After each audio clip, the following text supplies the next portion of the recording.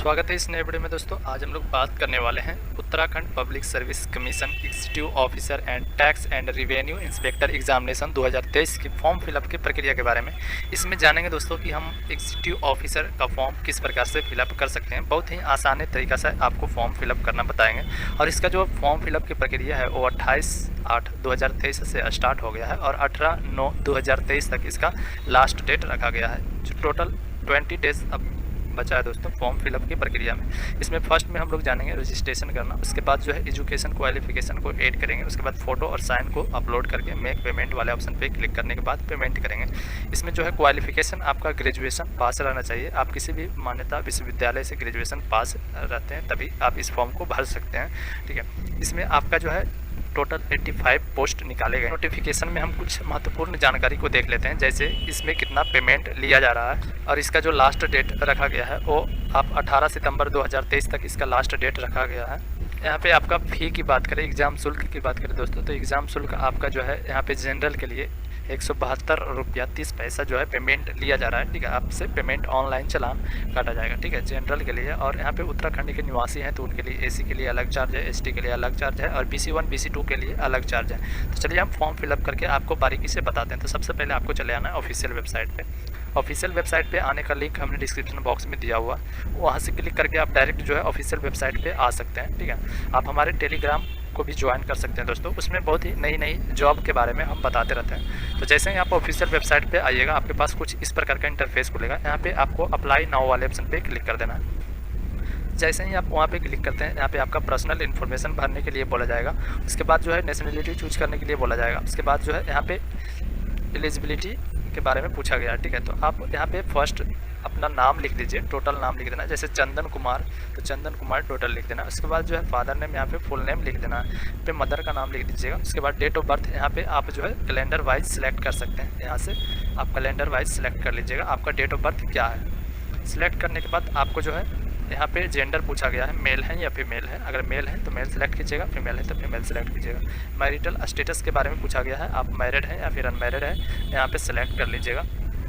अगर मैरिड है तो यहाँ पे मैरिड सेलेक्ट कीजिएगा, नहीं तो अनमैरिड सेलेक्ट कीजिएगा। यहाँ पे इंडियन सेलेक्ट कीजिएगा। उसके बाद नीचे आइएगा तो नीचे यहाँ पे पूछा गया है क्या आपका नाम उत्तराखंड राज्य में स्थित किसी जिला सेवा योजन कार्यालय में पंजीकृत है। तो यहाँ पे अगर है तो यस कीजिएगा, अगर नहीं है तो यहाँ पे नो कीजिएगा, ठीक है। अगर है तो इसके बारे में पूछा गया है कि आप जो है पंजीकरण संख्या यहाँ पे डालिएगा। उसके बाद रोजगार, किस रोजगार पे आप कार्य कर रहे हैं उसके बारे में पूछा गया है, ठीक है। अगर नहीं है तो यहाँ पे डायरेक्ट नो कर दीजिएगा। उसके बाद नीचे आइएगा तो नीचे यहाँ पे पूछा गया कि आप उत्तराखंड राज्य में स्थित किसी भी मान्यता प्राप्त संस्थान से हाई स्कूल और इंटर स्कूल या कोई अन्य समकक्ष में परीक्षा उत्तीर्ण की है। अगर उत्तराखंड से 10th पास हैं, 12th पास हैं तो यहाँ पे यस कीजिएगा, ठीक है। अगर नहीं पास हैं तो यहाँ पे नो कीजिएगा। उसके बाद नीचे आइएगा तो नीचे यहाँ पे पूछा गया है कि क्या आप अपने पति पत्नी या आपके माता पिता उत्तराखंड राज्य में सेवारत सशस्त्र बलों, यहाँ पे भी आपको नो कर देना है। अगर है तो यस कीजिएगा, नहीं तो आपको नो कर देना है। उसके बाद नीचे आइएगा तो नीचे यहाँ पे उत्तराखंड आदिवासी के बारे में पूछा गया है कि आप उत्तराखंड से आते हैं तो यस कीजिएगा, नहीं तो आपको नो कर देना है। नो कीजिएगा तो आपको डायरेक्ट यहाँ पे अनरिजर्व ले लिया जाएगा। उसके बाद अगर यस करते हैं तो आप यहाँ पे जो है कैटेगरी सिलेक्ट कर सकते हैं, AC से आते हैं, OBC से आते हैं या EWS से आते हैं, ठीक है। नीचे आइएगा तो नीचे यहाँ पे आपको अनरिजर्व सेलेक्ट कर लेना है। उसके बाद ईमेल एड्रेस डाल देना है, ईमेल ID कंफर्म कर लेना है। मोबाइल नंबर यहाँ पे डाल देना है, मोबाइल नंबर कंफर्म कर लेना है। उसके बाद यहाँ पे एड्रेस डाल देना है, विलेज, पोस्ट और पुलिस स्टेशन यहाँ पे लिख सकते हैं, ठीक है। उसके बाद जो है यहाँ पे आप अपना स्टेट सेलेक्ट कर लीजिएगा, यहाँ पे डिस्ट्रिक्ट सेलेक्ट कर लीजिएगा कौन सा डिस्ट्रिक्ट से आते हैं। उसके बाद गांव का नाम यहाँ लिख सकते हैं, पिन कोड यहाँ पे लिख दीजिएगा। उसके बाद जो है परमानेंट एड्रेस और कॉरेस्पॉन्डेंस एड्रेस दोनों सेम है तो यहाँ पे यस टिक मार्क कर दीजिएगा। अगर डिफरेंट है तो यहाँ पे अलग अलग फिलअप कर सकते हैं। नीचे आइएगा, नीचे यहाँ पे जो है पूछा जा रहा है प्लेस ऑफ फिलिंग फॉर्म, यानी फॉर्म भरने का स्थान, आप फॉर्म कहाँ से भर रहे हैं उसके बारे में पूछा गया है, ठीक है। तो यहाँ पे लिख दीजिएगा, ठीक है। यहाँ पे पासवर्ड आप क्रिएट कर लीजिएगा। तो पासवर्ड आपका कुछ इस प्रकार से होना चाहिए दोस्तों, आपका डिस्प्ले पे दिख रहा होगा, इसी प्रकार से आपका पासवर्ड क्रिएट होना चाहिए। उसके बाद नीचे आइएगा, नीचे यहाँ पे सुरक्षा कोड डाल के उसके बाद सबमिट वाले ऑप्शन पे क्लिक कर देना है। उसके बाद आपके पास जो है प्रीव्यू का ऑप्शन खुल जाएगा दोस्तों। प्रीव्यू आपको यहाँ से पूरी डिटेल्स को चेक कर लेना है, अगर कुछ गलत है तो यहाँ पे नो वाले ऑप्शन पे क्लिक कीजिएगा, उसके बाद एडिट कर सकते हैं, ठीक है। अगर आपका बिल्कुल सही है तो फर्स्ट वाले ऑप्शन पे क्लिक करके आप सबमिट कर सकते हैं। तो चलिए हम फॉर्म को सबमिट करके आपको बताते हैं। जैसे ही आप रजिस्ट्रेशन कीजिएगा, आपका जो है यहाँ पे रजिस्ट्रेशन सक्सेसफुल हो जाएगा दोस्तों। यहाँ पे आपका मोबाइल नंबर शो करने लगेगा, ईमेल आईडी शो करने लगेगा। उसके बाद क्लिक हेयर टू लॉगिन वाले ऑप्शन पे क्लिक करके आप लॉगिन कर सकते हैं। जैसे ही आप वहाँ पे क्लिक कीजिएगा, यहाँ पे आपका ईमेल आईडी डाल देना है। उसके बाद पासवर्ड जो आपने बनाया है वही पासवर्ड को यहाँ पे डाल दीजिएगा। उसके बाद कैप्चा जो शो कर रहा है, यही कैप्चा को यहाँ पे फिलअप करके आप लॉगिन वाले ऑप्शन पे क्लिक कर सकते हैं। जैसे ही आप लॉगिन कीजिएगा, यहाँ पे आपको जो है एजुकेशन क्वालिफिकेशन डिटेल्स को भरना है। यहाँ पे आपको फर्स्ट में 10th का मार्कशीट यहाँ पे पूरी डिटेल्स में डालना है, 10th सेलेक्ट करना है। उसके बाद हायर स्कूल 10th सेलेक्ट करने के बाद आपको बोर्ड सेलेक्ट कर लेना है, किस बोर्ड से जो है आपने 10th बोर्ड का नाम सेलेक्ट कर लीजिएगा। उसके बाद यहाँ पे आप जो है पासिंग ईयर डाल दीजिएगा, जिस भी बोर्ड से आपने पास किया है। उसके बाद जो है यहाँ पे स्ट्रीम ऑल सब्जेक्ट सेलेक्ट कर लेना है।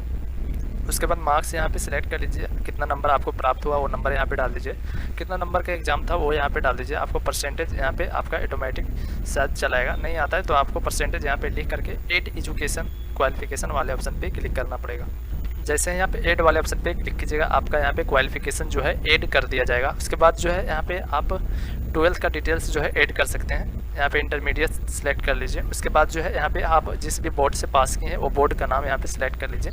उसके बाद यहाँ पे यूनिवर्सिटी का नाम सेलेक्ट कर लीजिएगा, आप कौन सा यूनिवर्सिटी से आपने पास किया है। उसके बाद जो है यहाँ पे आप अपना पासिंग ईयर सेलेक्ट कर लीजिए। यहाँ पे सब्जेक्ट सेलेक्ट कर लीजिए, आर्ट्स से पास किए हैं या फिर साइंस से पास किए हैं। सिलेक्ट करने के बाद आपको यहाँ पे मार्क्स में सिलेक्ट कर लेना है। अगर CGPA में है तो आपका CGPA में सिलेक्ट कर लीजिएगा, कितना नंबर आपको प्राप्त हुआ है इंटर में वो यहाँ पे डाल देना है।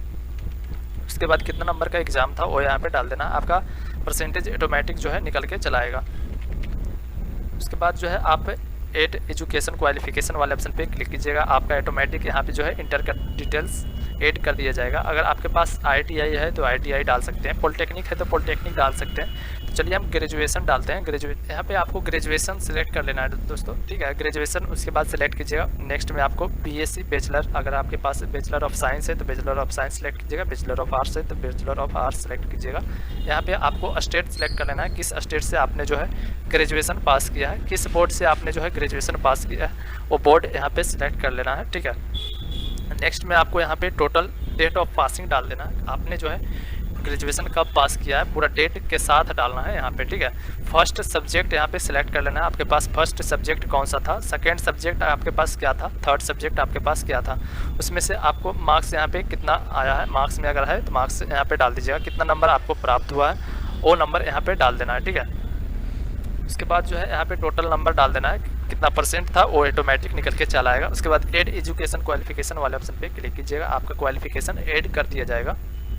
क्वालिफिकेशन ऐड करने के बाद आपको नीचे चले आना है। नीचे यहाँ पे जो है आपको ट्यूटोरियल आर्मी के बारे में पूछा गया है। अगर ट्यूटोरियल आर्मी आपके पास 2 इयर्स का एक्सपीरियंस है तो यहाँ पे यस कीजिएगा, नहीं तो आपको नो कर देना है। अगर आपके पास B ग्रुप का NCC सर्टिफिकेट है तो यहाँ पे यस कीजिएगा, नहीं तो आपको नो कर देना है। नेक्स्ट में आपको C ग्रुप का सर्टिफिकेट रहेगा तो यस कीजिएगा, नहीं तो नो कर देना है। उसके बाद किस पद के लिए जो है आप अप्लाई करना चाहते हैं उसके बारे में पूछा गया है, तो जिस भी पद के लिए आप अप्लाई करना चाहते हैं यहाँ पे सिलेक्ट कर लीजिएगा। फर्स्ट प्रेफरेंस आप किसे देना चाहते हैं, एग्जीक्यूटिव ऑफिसर को देना चाहते हैं या फिर टैक्स एंड रेवेन्यू इंस्पेक्टर को देना चाहते हैं। उसके बाद जो है आप वरीयता किस शहर में देना चाहते हैं, किस सिटी में आप देना चाहते हैं, परीक्षा केंद्र जो होता है आपका एग्ज़ाम उसी शहर में लिया जाएगा। तो यहाँ पे आप सिलेक्ट कर लीजिएगा, जो भी आपका सेकेंड यहाँ पे सिलेक्ट कर लीजिएगा।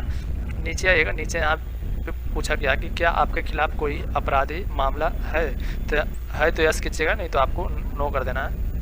यहाँ पे भी आपको नो कर देना है दोस्तों। उसके बाद नीचे चले जाना है, नीचे यहाँ पे ID प्रूफ सिलेक्ट कर लीजिए, आप कौन सा ID प्रूफ देना चाहते हैं। अगर आप आधार कार्ड देना चाहते हैं तो आधार कार्ड सिलेक्ट कीजिएगा। उसके बाद आधार नंबर यहाँ पे सिलेक्ट डाल देना है। उसके बाद कंटिन्यू वाले ऑप्शन पे क्लिक कर दीजिएगा। नेक्स्ट में आप जो है दोस्तों फोटो और साइन अपलोड करने वाले ऑप्शन पे चले जाइएगा। यहाँ पे आने के बाद आपको यहाँ पे फ़ोटो और साइन को कुछ इस प्रकार से बना लेना है, जैसे यहाँ पे दिया गया है 150 वेट होना चाहिए, यानी कि चौड़ाई जो होना चाहिए 150 सेंटीमीटर होना चाहिए, ठीक है। और हाइट जो होना चाहिए 200 पिक्सल होना चाहिए, पिक्सल में पूछा गया है तो पिक्सल यहाँ पे सिलेक्ट कर लेना है, ठीक है। तो फोटो और साइन को आप यहाँ पे क्लियरली बना लीजिए। उसके बाद जो है फोटो और साइन यहाँ पे अपलोड कर दीजिएगा। जैसे ही आप फोटो वाले ऑप्शन पे क्लिक कीजिएगा, यहाँ पे आपके पास फोल्डर का ऑप्शन खुल जाएगा, आप फोटो सेलेक्ट कर लीजिए। जैसे ही आप फोटो और साइन को अपलोड कीजिएगा, कंटिन्यू कीजिएगा, तो यहाँ पे आप वेरिफिकेशन करने के लिए बोला जाएगा। यहाँ पे टिक मार्क कर दीजिएगा दोस्तों। उसके बाद कंटिन्यू वाले ऑप्शन पे क्लिक कर दीजिएगा। जैसे ही आप कंटिन्यू कीजिएगा आपके पास जो है प्रीव्यू का ऑप्शन खुल करके चला आएगा। प्रीव्यू यहाँ पे आप पूरी डिटेल्स को अच्छी प्रकार से चेक कर लीजिएगा। अगर किसी प्रकार का दिक्कत है दोस्तों तो यहाँ पे आप बैक जाके एडिट कर सकते हैं, ठीक है। बैक एंड एडिट वाले ऑप्शन पे क्लिक करके आप एडिट कर सकते हैं। अगर किसी प्रकार का दिक्कत नहीं है तो ये दोनों ऑप्शन पे आप टिक मार्क करके प्रोसीड वाले ऑप्शन पे क्लिक कर सकते हैं, ठीक है। तो आपका जो है फॉर्म सबमिट हो जाएगा। उसके बाद आपको डायरेक्ट पेमेंट की तरफ लेकर के चला जाएगा। जैसे ही आप प्रोसीड कीजिएगा आपके पास जो है यहाँ पे पे नाउ का ऑप्शन आएगा। यहाँ पे आप पेमेंट कर सकते हैं दोस्तों। अगर किसी प्रकार का दिक्कत है तो यहाँ से आप जो है सुधार सकते हैं, ठीक है। पेमेंट करने के बाद इसमें किसी प्रकार का एडिट का ऑप्शन नहीं देगा, ठीक है। इसी वजह से पेमेंट करने से पहले आप पूरी डिटेल्स को अच्छी प्रकार से चेक कर लीजिएगा। जैसे ही आप पे नाउ वाले ऑप्शन पे क्लिक कीजिएगा आपके पास पूरा डिटेल्स यहाँ पे खुल करके चलाएगा। यहाँ पे आप क्रेडिट कार्ड के माध्यम से भी पेमेंट कर सकते हैं, डेबिट कार्ड के माध्यम से भी पेमेंट कर सकते हैं, ठीक है। आप नेट बैंकिंग के माध्यम से भी पेमेंट कर सकते हैं। तो पेमेंट करने के बाद आपका जो है रिसीविंग प्रिंट आउट हो जाएगा दोस्तों। तो अगर वीडियो अच्छा लगे दोस्तों तो वीडियो को लाइक कीजिएगा और अपने दोस्तों के पास शेयर जरूर कीजिएगा ताकि वो भी इनके बारे में जान सकें। चलिए